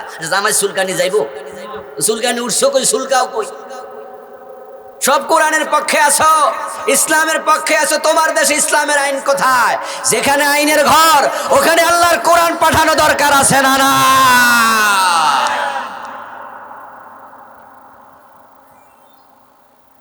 ওয়াকাদা রাব্বুকা আল্লা তা'বুদু ইল্লা ইয়্যাহ। রবের ফয়সালা ইবাদত শুধু আল্লাহর হবে, আর কারো হবে না। ইবাদত যদি আইনের নাম হয়, হুকুমের নাম হয়, তো সুদ খাওয়া যাবে না এমন হুকুম কি আল্লাহর নাই? অথচ কত মানুষ বাংলাদেশে আছে, নামাজও পড়ে সুদও খায়। আপনি ইবাদত বোঝেন নাই।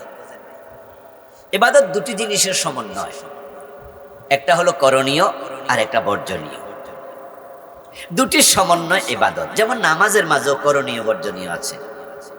আপনি যখন তাকবীরে তাহরিমা পড়লেন, এখন আপনার জন্য করণীয় হলো এবার তুমি সানা পড়ো, সানার পরে সূরা ফাতিহা পড়ো, সূরা ফাতিহার পরে একটা কেরাত সূরা মিলাও, তারপরে রুকু করো।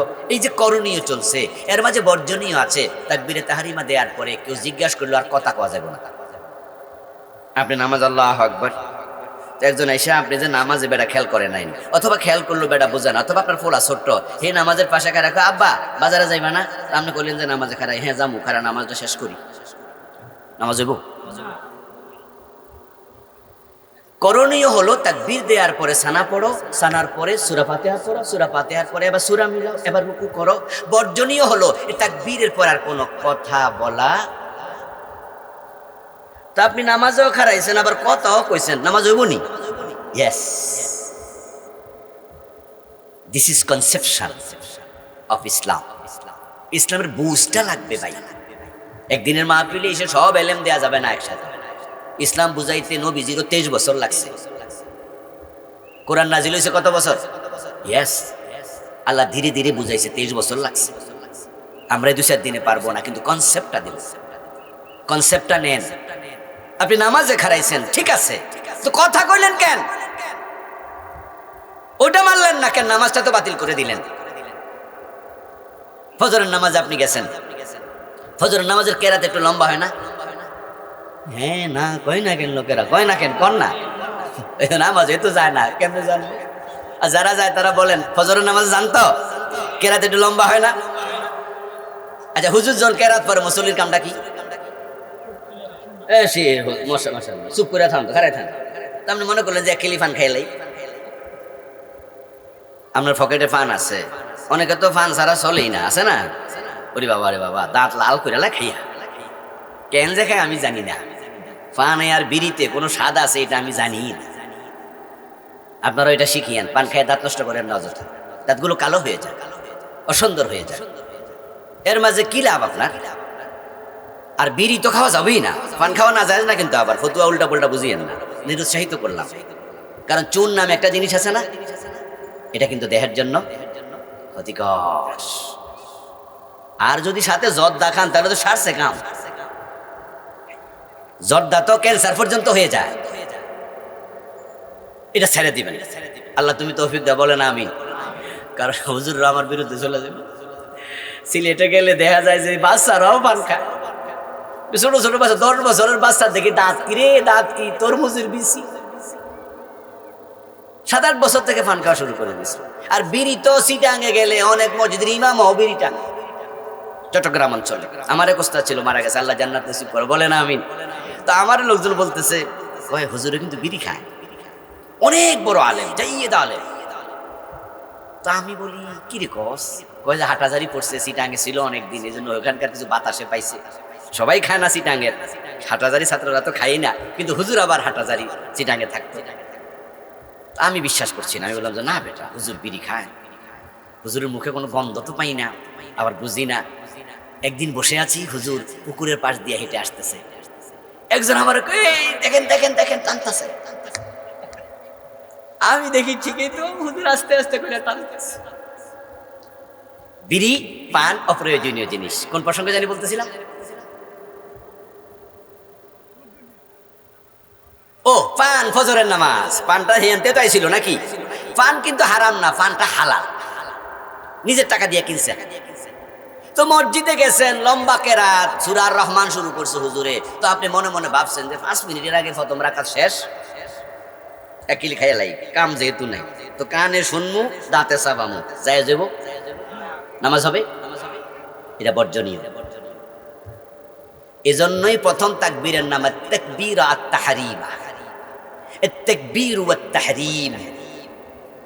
এমন তাকবীর যে তাকবীর কিছু কাজকে হারাম বানায়া দেয়, এজন্য এটার নাম তাকবীরে তাহরীমা।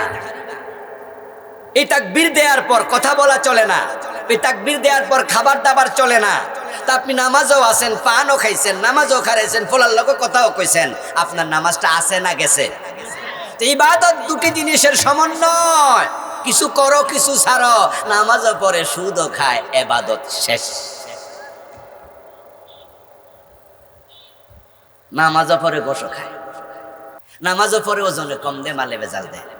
নামাজ পড়ে এমনি নিজের কামে আল্লাহর গোলাম। আবার যখন বলা হয় ইসলামী আইনের পক্ষে আসেন, কয় না এখন না, পরে। আবার কোন কোন নামাজি তো আল্লাহর আইনের বিরুদ্ধে স্পষ্ট কথা বলে। কদিন আগে এক লোকের বক্তৃতা দিতে শুনলাম, বলতেছে হুজুরদেরকে ভোট দিয়েন না, হুজুররা 71-71 মা বোনদেরকে পাকিস্তানি হানাদার বাহিনীর হাতে তুলে দিছে। আচ্ছা হুজুরদেরকে কইলে আমার গায়ে পড়লো না? তা আমার তো জন্মই হয় নাই, আমার জন্ম তো 75। হুজুরদের বিরুদ্ধে গেলা কেন তুমি? তোমার মসজিদে ইমাম সাহেব তো হুজুর, এখানেও তো কত আলেম ওলামা আছে। হুজুরদের বললো তো হুজুরের গায়ে পড়বে, হুজুরের গায়ে পড়বে। আসলে ঘটনা কি? ও বেটা হুজুরের উপরে খেপছে কেন? কারণ বাংলাদেশে এবার আলেমরা এক হয়ে যাচ্ছে। শুনেছেন তো আপনারা? এবারের মতো আলেমদের এই জাতীয় ঐক্য আর হয়নি। আর তারা তখন বুঝে নিছে রামেরাও নাই বামেরাও নাই, এখন আছে এক পাশে হুজুররা আর এক পাশে আমরা। হুজুররা যেমনি এক হয়ে যাইতেছে, এবার হয়তো ইসলাম ঠেকানো যাবে না। আর ইসলাম আসলে একটা অসুবিধা আছে, একটা অসুবিধা আছে। অসুবিধা হলো আমাদের সুদী ব্যাংক আর চলবে না। আমরা হুজুররা কি সুদী ব্যাংক বানাইছি? ওরা টেনশনে ভরে যাচ্ছে, আরে ইসলাম আইলে তো সুদী ব্যাংকে লস করে যাবে। বাংলাদেশে মাদক আছে না? এই যে হাজার হাজার পিস ইয়াবা মাঝে মাঝে ধরা পড়ে, আমরা হুজুররা ইয়াবা ব্যবসা করি, মদের ব্যবসা করি। ওরা তো জানে যে হুজুররা আইলে তো আর মদ ইয়াবা চলবে না। বাংলাদেশে চুরি ডাকাতি আসেনি? সব অশিক্ষিতরা করে, শিক্ষিতরা করে না? বেশি চুরি কারা করে? কথা বলেন, কারা করে? অশিক্ষিতরা করে মসজিদে জুতা চুরি, মানুষের নারকেল গাছে ডাব চুরি। অশিক্ষিতরা করে গরু আর ছাগল চুরি, আর শিক্ষিতরা করে পুকুর চুরি। কলমের এক খোঁচায় 1000-2000 কোটি টাকা চুরি করছে। আর ইসলাম আসলে চোর ধরে চুমু দেবো না হাত কাটবো? ইয়েস, এখন তারা এবার হাতের দিকে তাকায় তাকায় কয়, আরে হুজুররার বিরুদ্ধে কথা কওয়াই লাগবে না, হয়তো আমার হাতে থাকবো না। কারণ আয়নার সামনে দাঁড়াইলে আয়নার ভিতরে চোর দেখা যায়। কে কি বললো, কে কি করলো সেটা তাদের ব্যাপার। কিন্তু আমরা যারা জান্নাতে যেতে চাই, আমরা ইবাদতের উপরে থেকে মরতে চাই। আর ইবাদত মানে হলো অন্যায়গুলো ছাড়ো, ফরজগুলো আঁকড়িয়ে ধরো। সুতরাং যারা আল্লাহর ইবাদত করবেন তারা কোরআনের করণীয় বর্জনীয় শিখবেন। নামাজ ছাড়া যাবে না, হারামের সাথে সম্পর্ক রাখা যাবে না। এটা হলো ইবাদত। তো আপনারা, আমি জানি না কার কি সমস্যা। সাহেবুল বাইত আদরাবি মাফি, বাড়ির মালিক ভালো জানে বাড়িতে আছে কি। এখানে কারা ব্যবসায়ী আমরা তো জানি না সবাই। আর সব ব্যবসায়ীকে ওজনে কম দেয়, কিন্তু কিছু ব্যবসায়ী তো দেয়। তো আমি জানি না আপনি দেন কিনা, এটা আপনি জানেন। সকল অ্যাডভোকেট ভুল মামলা নেয় না, মিথ্যা মামলা নেয় না, কিন্তু কিছু অ্যাডভোকেট জেনে শুনে মিথ্যা মামলা নেয়। জানে মামলাটা মিথ্যা, কিন্তু কোর্টে দাঁড়ায় কি কয়, মাননীয় আদালত, আমার ক্লায়েন্ট হে আল্লাহর ওলি, ভালো মানুষ, হে অন্যায় করেই নেই। অথচ জানে এই বেড়ায় মাথা বাড়ি দিয়ে আরেকজনের মাথা ফাটাই আইসা মামলা দিচ্ছে। এই যে অ্যাডভোকেট, সে 2 দিন 3 দিন 5 দিন আর্গুমেন্ট করলো, যতক্ষণ থেকে মামলাটা নিল রায়ের দিন পর্যন্ত শুধু মিছা কথা বলল। আপনি জানেন আপনি সে অ্যাডভোকেট কিনা? আপনার বাড়িতে গরু আছে, গাবি আছে, আপনি দুধ বিক্রি করেন, কে পানি মিশায় আমরা জানি? আপনি তো জানেন। আরে যে পানি মিশায় হে তো জানে। শোনেন দোস্ত, দুধেও পানি মিশাবেন, আবার নামাজ পড়ে জান্নাত খুঁজবেন, হয় না রে দোস্ত, হয় না। জান্নাত এত মাগ না। দুনিয়া মুমিনের জন্য কারাগার বলা হয়েছে, জেলখানা বলা হয়েছে। জেলখানায় স্বাধীনতা থাকে না, দুনিয়া মুমিনের স্বাধীনতা নাই। স্বাধীন তো কাফের, যে মন চাইলে মদ খায়, মন চাইলে গাঁজা খায়, মন চাইলে সুদ খায়, মন চাইলে ঘুষ খায়, মন চাইলে কাফের পতিতালয়ে চলে যায়, জেনা করে, ব্যভিচার করে, যা মন চায় করে। বিয়ে ছাড়া বাচ্চা হয় এমন ঘটনা পৃথিবীর বিভিন্ন দেশে এখন অ্যাভেলেবেল। এটার নাম দিয়েছে লিভ টুগেদার। আপনারা শিক্ষিত লোকেরা জানেন লিভ টুগেদার। ওরা বাচ্চা কাচ্চা হয়, এক ছাদের নিচে থাকে, এক ঘরে থাকে, 3টা-4টা বাচ্চা হয়েছে, এর বিয়ে করে নেই। ম্যারাডোনার নাম শুনছেন? ফুটবল খেলোয়াড়। এই বাচ্চা 3টা-4টা হওয়ার পরে বউরে বিয়ে করছে। এখন তার বউ বিয়ে করছে বাচ্চা 3টা-4টা হওয়ার পরে। আচ্ছা, আমরা মুসলমান, আমরা কি এরকম আরেকটা মেয়ে নিয়ে বিয়ে ছাড়া থাকবো? এটা কল্পনা করা যায়? এটা হারাম। তা আপনার মাথায় ইবাদতের চিন্তা আছে, এই জন্য আপনি এটা করছেন। তা আপনি ঘোষ কেমনে খাবেন? হোটেলে গেছে, আমরা যখন ইউরোপে যাই বা পৃথিবীর ধরেন আমেরিকা, বিভিন্ন কাফের রাষ্ট্রে যাই, তখন কিন্তু হোটেলে নর্মালি গোস্ত খাই না, শুধু সবজি মাছ এগুলো খাই। কারণ যদি আপনি বলবেন যে হুজুর মুরগির গোস্ত খাবেন, আমি বলবো মুরগিটা জবাই করছে কেন, হেডালি এত কনফিউশন আছে। জবাইকারী মোমেন কিনা, কালেমা পড়ল, আল্লাহু আকবার কইলো কিনা, থাকা খামুই না। তো ওসব দেশে কি হয় জানেন, একই জায়গায় শুকরের গোস্ত বেছে, গরুর গোস্ত বেছে। তা আপনি মুসলিম, আপনি অর্ডার দিলেন যে বিফ, আমাকে গরুর গোস্ত দাও, তো সে দিছে। খাওয়ার সময় আপনি একটু কনফিউশনে ভুগলেন, হালকা গরুর গোস্ত দিল না, আবার শুকরের গোস্ত দিয়ে দিল। তা আপনি এক টুকরা খাইছেন, খাইয়া ওই ওয়েটারকে বলছেন, ভাই আমি তো তোমার কাছে গরুর গোস্ত চাইছিলাম। সে বলল, সরি, আমি তো ভুলে আপনার শুকরের গোস্ত দিয়ে দিচ্ছি।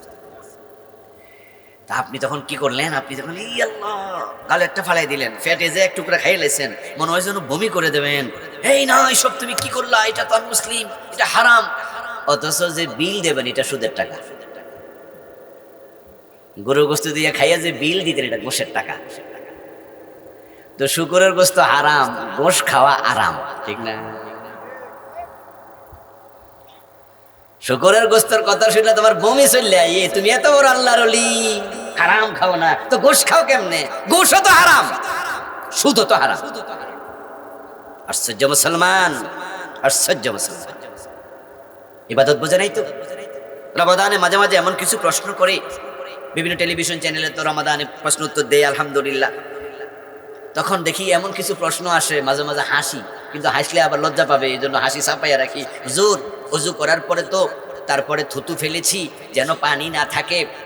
এরপরও সন্দেহ লাগে ঠোঁটের ভিতরে, মুখের ভিতরে কিছু পানি থাকলো কিনা।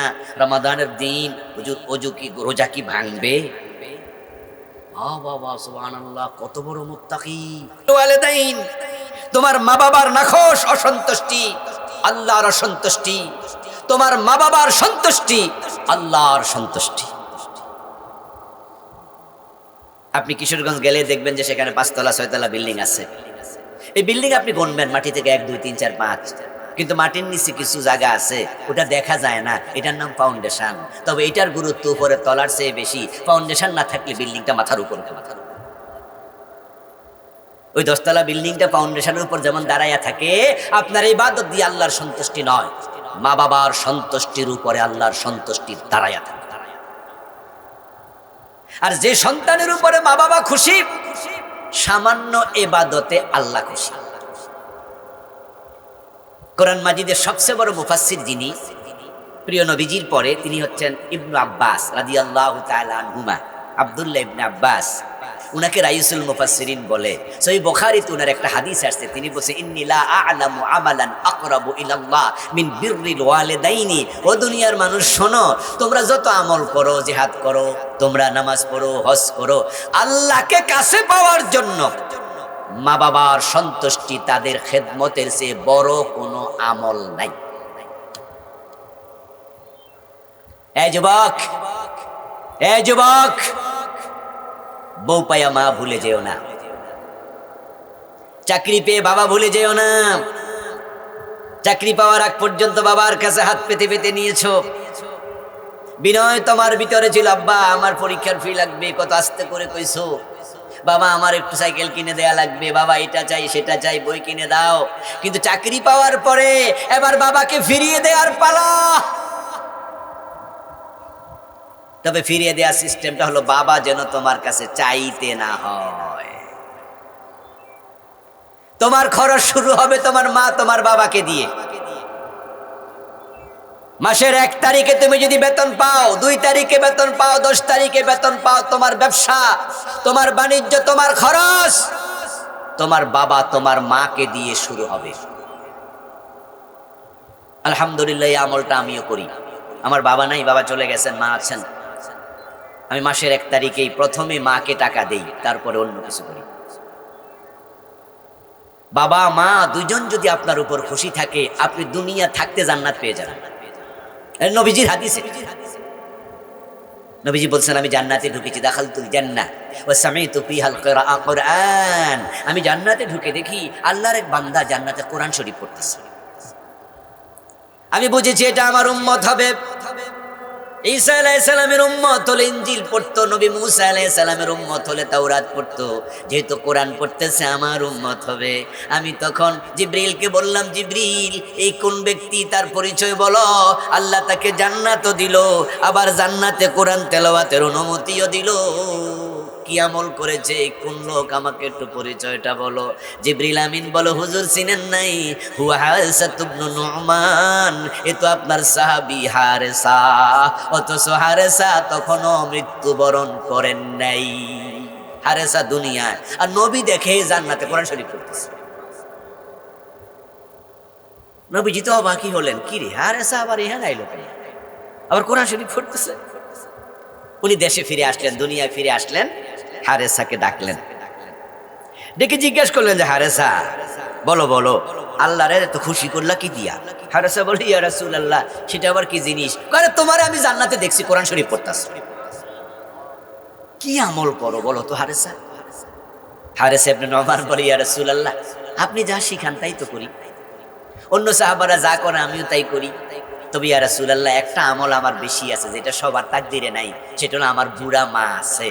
আমার মা এত বুড়া, নিজ হাতে খাইতে পারে না, আমি নিজে খাওয়াই। আমার মাকে আমি গোসল করানো লাগে, পসরা পায়খানা পরিষ্কার করা লাগে। নবীজির সাথে কথা চলছে, এর মাঝে হারেসার সাথে পরিচিত উনার বাড়ির 2-1 জন, তারাও আসলো আগাইয়া, ইয়া রাসূলুল্লাহ, ইউতইমুহা বিয়াদি ওয়া ইয়াগসিলুহা বিয়াদিহি ওয়া ইয়াফলি রাসাহা বিয়াদিহি। তারা এসে বলল, ইয়া রাসূলুল্লাহ, আমরা সাক্ষী দিচ্ছি, সে মারে খাওয়ায়, মারে গোসল দেয়, মায়ের চুলটা পর্যন্ত হে আশ্রয়া দেয়, তার মারে খুব আদর করে। নবীজি অতটুকু শুনে 3 বার বললেন, কাযালিকুমুল বির, কাযালিকুমুল বির, কাযালিকুমুল বির। আমি বুঝে ফেলেছি এটাই বিররুল ওয়ালিদাইন। মায়ের দোয়ার কারণে আল্লাহ দুনিয়া থাকতে তোমারে জান্নাত দিয়ে দিছে।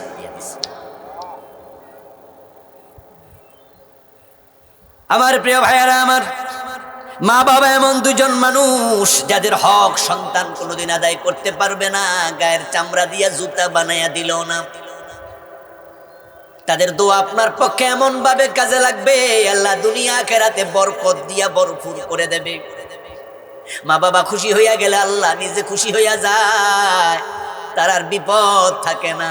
মায়ের দোয়া বাবার দোয়া বিপদের কাফফারা হয়ে যায়। আমি যখন বাড়ি যাই, আমার বাড়ি তো কুমিল্লা, মা ঢাকায় এসে থাকে না, খুব কম থাকে। বাবা যখন ছিলেন আসতেন বাড়িতে, আলহামদুলিল্লাহ বিল্ডিং টিল্ডিং বানিয়ে দিছি, বাড়িতে যেন ভালো থাকে সেটা করেছি আমি।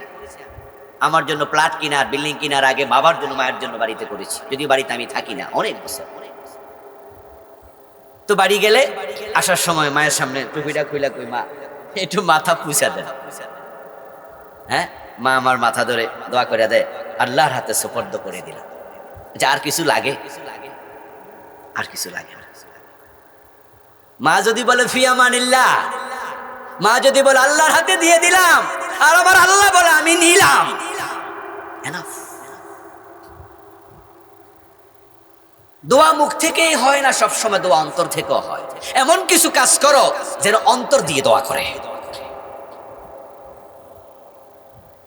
আমার প্রিয় ভাই, নবীজির একজন সাহাবী, তার নাম ইবনে ওমর। ওমরের ছেলে তো আব্দুল্লাহ ইবনে ওমর রাদিয়াল্লাহু তাআলা আনহুমা। উনি ওমরা করছিলেন অথবা হজ করছিলেন। এর মাঝে দেখতে পাচ্ছেন যে কাবা শরীফে তাওয়াফ করছে এক ব্যক্তি, পিঠের মাঝে একজন বুড়া মহিলা। ইবনে ওমর তাকালেন, কেডারে? একজন মহিলা নিয়ে হজ করতেছে, তাওয়াফ করতেছে কাবা ঘর। ওই লোকেরও চোখ পড়লো। রা ইবনে ওমর রাজুলান ইয়ামানিয়ান ইয়াতুফু বিল বাইত হামালা উম্মাহু ওয়ারা যাহরিহি মা কাদেব। ইবনে ওমর দেখে ওই লোক ইবনে ওমরকে চিনে নাই, কিন্তু দেখলো যে একটু স্পেশাল লোক, অন্যরা ওনাকে বড় সম্মান করতেছে। জিজ্ঞাসা করলো এই লোকটা কি, যে ব্যক্তি কাঁদে মা। তখন লোকেরা বলে রাসূলের সাহাবী আব্দুল্লাহ ইবনে ওমর, তুমি কি চিনো না? বলল না, আমি এখন চিনলাম। তাওয়াফ শেষ, ইবনে ওমরের কাছে গেলেন, গিয়ে বলছো রাসূলের সাহাবী, এটা আমার মা, বড় বুড়ো মানুষ, হজ করার শখ হয়েছে, কিন্তু আমার মা উটের পিঠে গাদার পিঠে বসে থাকতে পারে না, বল নাই, তাই আমি কাঁধে করে ইয়ামান থেকে মক্কা এসেছি। তারপরে আমি মাকে কাঁধে নিয়ে আরাফায় গেলাম, মুজদালিফায় গেলাম, মিনায় গেলাম। এখন আমার মাকে কাঁধে নিয়ে আমি আল্লাহর ঘর তাওয়াফ করতেছি। আতারানি জাযাইতুহা, আপনার কাছে আমি জানতে চাই, আমার যে হক ছিল, আমি কি মা বাবার কিছু হক আদায় করতে পারছি? আমার মায়ের হক কি আদায় হয়েছে? ইবনে ওমর জবাব দেন, লা ওয়ালা বিজাফরাতিন ওয়াহিদা, না না, হক আদায় করে এত সোজা না। তোমাকে প্রসব করার সময় পেট থেকে যখন তুমি আসছো, ওই প্রসব বেদনা কালে যে বড় নিঃশ্বাস ফেলছিল, ওই একটা নিঃশ্বাসের হক এখনো আদায় হয়নি। নবীজির এক সাহাবী নবীজির কাছে গেলেন, ইয়া রাসূলুল্লাহ মা হাক্কুল ওয়ালিদাইনি আলা ওয়ালাদিহিমা, জানতে চাইলেন হে আল্লাহর রাসূল, আমি মায়ের হক বাবার হক আদায় করতে চাই, কিন্তু আপনার কাছে জানতে আসছি হকগুলা কি, আমাকে একটু বলুন। আমার রাসূল বলেন না, 1 নাম্বার হক এই, 2 নাম্বার হক এই, 3 নাম্বার হক এই, এভাবে সিরিয়াল বলেন নাই, এক কথায় জবাব দিলেন, হুমা জান্নাতুকা ওয়া নারুক। আল্লাহর বান্দা কি হক আর বলবো, শোনো, তারাই তোমার জান্নাত, তারাই তোমার জাহান্নাম। কেমনে দুজনরে খুশি করবা, এটা তুমি বাড়িতে বইয়া বইয়া ভাবো যে কি দিলে মা খুশি হয়, কি দিলে বাবা খুশি হয়। তাদের খুশি মানে জান্নাত সহজ, আর তাদেরকে নারাজ করলে জাহান্নাম। এমনও মা আছে এক বিরা ফান কিনে দিলে খুশি হয়ে যায়, বাবা আছে একটা লুঙ্গি কিনে দিলে খুশি হয়ে যায়। এত সহজে দুনিয়া তার কারণে খুশি করতে পারবেন না। আবুল কালাম আজাদ হুজুর আইসে ডাকাতে, হুজুর আজকে 5 পদের তরকারি 7 পদের তরকারি দিয়া খাওয়াইলে হুজুর খুশি হয়ে যাবে। হ্যাঁ, আপনি আপনার সামর্থ্য দিয়া 10 রকমের মাছ খাওয়াইলেন। আমি মনে মনে কইতাছি যে গত 20 দিন তো 13 রকমের খাইছিলাম, 3 রকম কম আছে আরো। তো দোয়া কি 13 আলার জন্য বেশি না 10 আলার জন্য বেশি?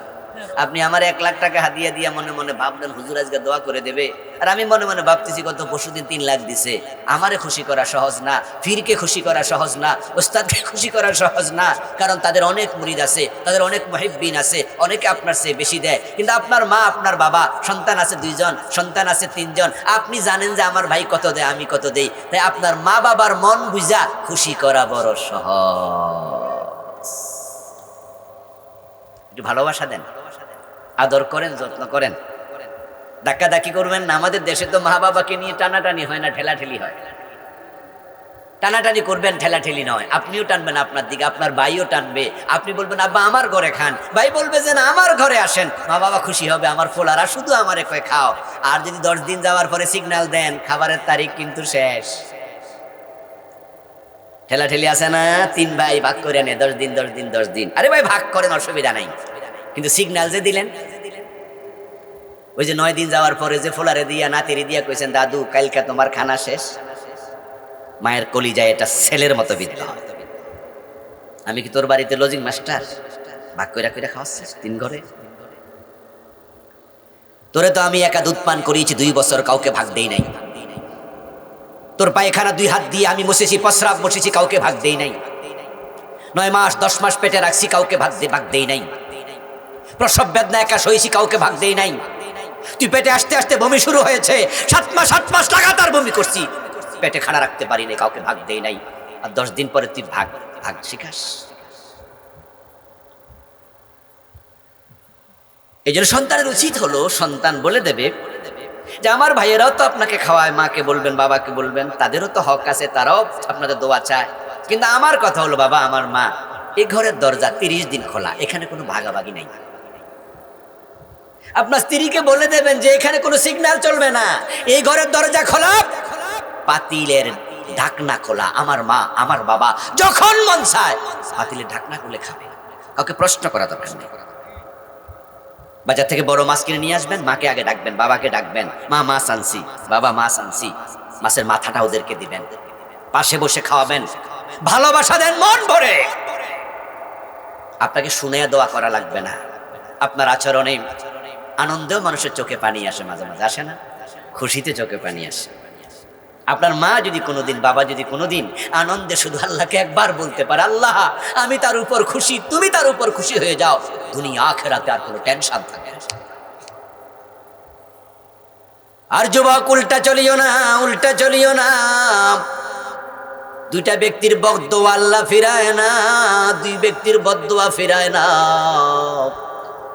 তারা যদি বদদোয়া দেয়, শাস্তি আল্লাহ আখিরাতের জন্য বাকি রাখে না। বাবানে মুআজ্জালানি উকুবাতুহুমা ফিদ দুনিয়া আল বাগই ওয়াল উকুক। জুলুম করিও না, মাজলুমের বদদোয়া আর আল্লাহর মাঝখানে কোনো পর্দা থাকে না। এই যে শেখ হাসিনা জুলুম করছে না, করছেনি চরম জুলুম করছে মানুষের উপর। আল্লামা সাইদির মতো লোকটারে 13টা বছর জেল খাটাইছে। আসলে উনি কি দর্শনকারী? কি মনে হয় আপনার? উনি মানুষ খুন করছে? মীর কাসেম আলী উনারে কইছে রাজাকার। আচ্ছা উনি রাজাকার কিনা আমি জানি না, ধরে নিলাম আপনারটাই ঠিক। উনার ফোলা ব্যারিস্টার আরমান, হেতে কি রাজাকার? তো হেরে নিয়ে গুম করছেন কেন? 8 বছরে বেটা কত মোড়া ছিল, সিকনা বানাই ফেলছে, শুকনা করে ফেলছে।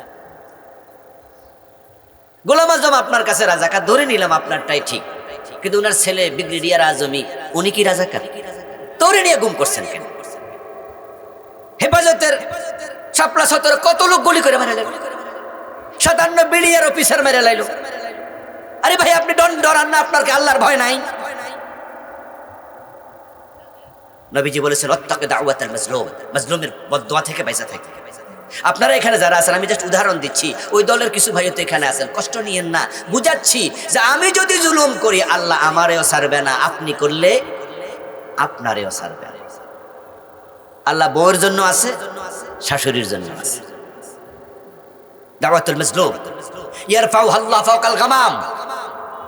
মাজলুম যখন বদদোয়া দেয় আল্লাহ এটা ধইরা মেঘমালার উপরে নিয়ে যায়, তারপরে বলে আমি তোমার সাথে আছি, লা আনসুরান্নাক ওয়ালাউ কানা বা'দা হিন। ও বদদোয়া তোমার তো আমি দুনিয়া থেকে মেঘমালার উপরে নিয়ে আসছি, এখানে তুমি থাকো, আমি দেখি জালেম ক্ষমা চায় কিনা, সে সরি বলে কিনা, তাওবা করে কিনা।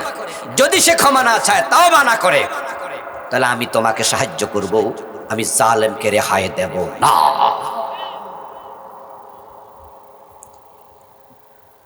এই বেটির আকল নাই, বেটি ইন্ডিয়া বইয়া কয় আমার দোষটা কি, এখনো সরি কয় না। 2000 মানুষ গুলি করে মেরে লাইলো, ক্ষমতা তোমার এত কেন দরকার? রাষ্ট্র ক্ষমতা কারো বাবার না, কারো দাদার না, এটা গণতান্ত্রিক রাষ্ট্র, এখানে 5 বছর পর পর পরিবর্তন হতে পারে, হতে পারে না? খালিদ বিন ওয়ালিদ রাদিয়াল্লাহু তাআলা আনহু সেনাবাহিনীর প্রধান ছিলেন। হযরত ওমর যখন খলিফা হলেন, তখন খালিদ বিন ওয়ালিদ তিনি যুদ্ধের মাঠে ছিলেন। ওমর খলিফা হইয়া ফার্স্ট যে কয়টা কাজ করছে তার মাঝে একটা ছিল খালিদ বিন ওয়ালিদকে ক্ষমতা থেকে বরখাস্ত। কথা বুঝছেন? কিন্তু খালিদ বিন ওয়ালিদের নাম শোনেন নাই? ওরে বাবা, বিজয় যার পদচুম্বন করত, বিজয় যার পদচুম্বন করত। যে যুদ্ধে খালেদ আছে ওই যুদ্ধে বিজয় মানুষ কিন্তু নিশ্চিত। তো লোকজন যখন এগুলা বলা শুরু করছে যে খালিদ বিন ওয়ালিদ থাকলে আর পরাজিত হওয়া লাগবে না, ওমর বললেন যে ইন্না লিল্লাহ, বিজয় মূলত কে দেয়? কোরআনে আছে ওমান নাসরু ইল্লা মিন ইনদিল্লাহ, সাহায্য আল্লাহ দেয়। তো লোকজন কিসব বলছে, খালিদ বিন ওয়ালিদ, ওকে খালিদকে আমি বরখাস্ত করে দিলাম, সেনাবাহিনীর পদ থেকে তাকে নামাই দিলাম। নামাইয়া সেকেন্ড অফিসারও করে নাই, বলেছে খালেদ তুমি হবে একজন মামুলি সেনা কনস্টেবল।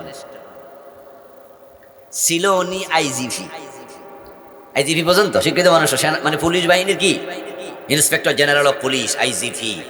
আপনাদের এখানে তো একজন আইজিপি এক সময় এমপি ছিল, নূর মোহাম্মদ সাহেব না, আইজিপি। উনি ছিলেন আইজিপি, সেনাবাহিনীর প্রধান, লেফটেন্যান্ট জেনারেল না, জেনারেল। ওমর বললেন যে তুমি পরবর্তী পোস্টে না, তোমাকে আমি কনস্টেবল বানাই দিলাম। হযরত খালিদ বিন ওয়ালিদ রাদিয়াল্লাহু তাআলা আনহু যুদ্ধ চলাকালে খবর পেলেন আবু বকর ইন্তেকাল করেছে, ওমর খলিফাতুল মুসলিমিন হয়েছে, এবং তিনি চিঠি পাঠিয়েছে খালিদ বিন ওয়ালিদ এখন আর সেনাবাহিনী প্রধান নাই, একজন মামুলি সেনা। খালিদ বিন ওয়ালিদ কোনো কথা বলে নাই, তলোয়ার হাতে নিয়া সেনাবাহিনীর প্রধানের পদ ছেড়ে কালেমার পতাকাটা পরবর্তী বাহিনীর প্রধান যাকে বানাইছে তাকে দিয়ে বললেন আল্লাহর শুকরিয়া, বরং আমি এখন ভার মুক্ত হলাম, আমার কাঁধে যে দায়িত্ব ছিল এটা কিছু কমছে। আর আমনে ক্ষমতা 15 বছর ছিল না, আরো থাকা লাগবে, গুলি করে মানুষ মেরে ফেরা লাগবে। আর আসমানে কি আল্লাহ নাই? ক্ষমতার মূল মালিক কে? সবাই বলেন না, ক্ষমতার মালিক কে? ক্ষমতা দেয় কে? কাইরা নেয় কে? ফেরাউনরে পানি ডুবাইছে কেডা? আবার রাজা বানাইছিল কেডা? সবই উনার খেলা। এই জন্য আপনারা এখানে অনেকে আছেন যে আপনার অধীনে 10 জন চাকরি করে, 20 জন চাকরি করে, অফিসার হবেন, কেউ কেউ জুলুম করবেন না কারোর উপর। আপনি পয়সাওয়ালা মানুষ তো ঠিক আছে, অধীনস্থর উপর জুলুম করেন না। আল্লাহ তাআলা 2টা অপরাধের শাস্তি ফিরায় না, দেরিও করে না, একটা জুলুম, আরেকটা হলো আল উকুক আল ওয়ালিদাইন, উকুক আল ওয়ালিদাইন, মা বাবার সাথে যুবক বেয়াদবি করো না। মা বাবা বদদুয়া দিলে উপায় নাই, উপায় নাই, বরং তাদেরকে কেমনে খুশি করা যায়, কত বেশি খুশি করা যায় তাদের পিছনে লাইগা থাকো। নবীজিকে প্রশ্ন করা হয়েছিল মানে হাক্কু বিহুসনি সুহবাতি, রাসূল আমার সবচেয়ে ভালো আচরণ পাওয়ার অধিকারী কে? রাসূল বলে তোমার মা, এরপর তোমার মা, এরপর তোমার মা, এরপর তোমার বাবা। তাহলে মা বাবার সাথে সর্বোত্তম আচরণ করো, শ্বশুর শাশুড়িকে ভালোবাসো, কিন্তু মা বাবার চেয়ে বেশি। হ্যাঁ, বাড়িতে শ্বশুর আসছে, শাশুড়ি আসছে, বড় বোয়াল মাছ কিনে আনছে, বড় ইলিশ মাছ কিনে আনছে, পয়সাওয়ালা ছেলে, কিন্তু খানাটা ছেলের ঘরে না, পাশের ছেলের ঘরে। ভাই 2 জন আছে তো, মা দেখেছে, বাপ দেখেছে বড় ইলিশ মাছ, মনে মনে ভাবে বড় বোয়াল মাছ যেহেতু আসছে আজকে রাতে মনে হয় আমাদেরকে এই ঘরে দাওয়াত দেবে, কিন্তু সন্ধ্যাবেলা অপেক্ষা করছে। ওই ছেলে তো বউর অনুমতি পায় না, বউরে জিগায় মা বাবারে কই, বউ কয় গত 5 দিন খানা শেষ হয়েছে, এখন আবার ডাকো কেন? বউয়ের আঁচলের তলায় মিউ মিউ করে এমন কিছু জামাই আছে না, এগুলা স্বামী না বিড়াল? এই বিড়ালের স্বভাব নিয়ে স্বামিত্ব করো। বউ মানা করছে, দাওয়াতি দেয় না, মারে ডাকেই না, বাপারে ডাকে না। দোস্ত রাত যখন 9টা 9:30 বেজে গেল, মা তো প্রতিদিন এশারের নামাজ পড়ে খেয়ে ফেলে, রাতের 8:30টার ভিতরে খানা শেষ, 9টার ভিতরে ঘুমিয়ে যায়। কিন্তু আজকে মা খায় না, 9:30 বেজে গেল, অপেক্ষা করছে ছেলে ডাকবে, পরে ধরে নিছে, ডাক আর আসলো না। আজকের এই ঘরে খাবারটা আছে, তবে ওই ঘরের মতো এত ভালো না আর কি। তো মা যখন খাচ্ছে আজকে শুটকি তরকারি দিয়া, সবজি দিয়া, মায়ের চোখে ভেসে উঠছে দুপুরে তো ছেলে বোয়াল মাছ আনছিল। আরে ছেলে, তোরে ছোট্ট কালে নিজে না খাওয়াই খাইয়া কত খাওয়াইছ, কাটা বাইসা বাইসা আমি কাটা সরাইয়া তোরে দিচ্ছি, তুমি খাইছ। আর আজকে শ্বশুর শাশুড়িকে নিয়ে বড় মাছ খাস, আমি মা আমার একটা ডাকও দিলি না। মুখে বলা লাগে না, অন্তর থেকে বদ্ধ আসে, তোমার জীবন জীবিকা শেষ হয়ে যাবে। অপেক্ষা করো, আজকে তুমি যে আচরণ করছো কালকে তোমার সন্তান সে আচরণ ফিরে যাবে। মা বাবার হক, সন্তানের হক, স্বামী স্ত্রীর হক, পুরা জীবন আমাদের মানবিক জীবনে যত হক আছে এটা নিয়ে আমার লিখে বইটা, এটার নাম দিয়েছি আমি ব্যক্তি ও পরিবার গঠন ইসলাম। তো আজকে আর আলোচনা সামনে যাব না।